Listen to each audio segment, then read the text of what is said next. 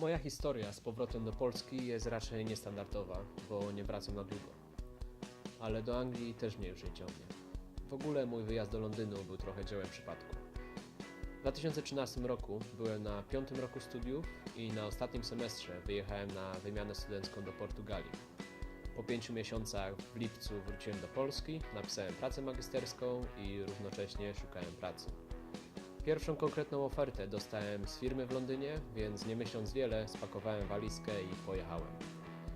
Równocześnie w tym czasie kontynuowałem związek na odległość, w który wpakowałem się w Portugalii. Dziewczyna wróciła do rodzinnego Portoryko, ja osiedliłem się w Londynie i zaczęliśmy kombinować, co zrobić, żeby być razem. Ona do Londynu, ja do Portoryko, oboje do Nowego Jorku, studiowanie, praca. Pomysłów było wiele, ale wszystkie raczej bardzo niekonkretne. I tak żyliśmy, zawieszeni gdzieś między dwoma kontynentami. W końcu podjęliśmy decyzję. Przeprowadzam się do Nowego Jorku.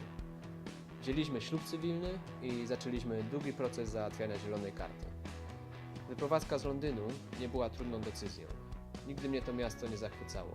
Wręcz przekonałem się, że pod wieloma względami Polska jest dużo przyjemniejsza do życia. Wróciłem do Polski tylko na parę tygodni. Na chwilę wytchnienia przed przeprowadzką do Nowego Jorku. Ciężko mi się wypowiadać na temat sytuacji na rynku pracy, czy podatków, czy biurokracji, bo nigdy w Polsce tak naprawdę nie pracowałem. Ale patrząc na poziom życia w Polsce, wydaje mi się, że przesadzamy jako naród z narzekaniem na swoją sytuację. Tak, dalej zarabiamy mniej niż na zachodzie, ale koszty życia są znacząco niższe i w moim odczuciu życie w mieście takim jak Kraków jest dużo przyjemniejsze niż w Londynie. Żeby tylko podać parę przykładów, Polska jest krajem dużo czystszym niż Anglia, bardziej dbamy o przestrzeń publiczną, system bankowy jest dużo bardziej przyjazny klientowi niż w Wielkiej Brytanii.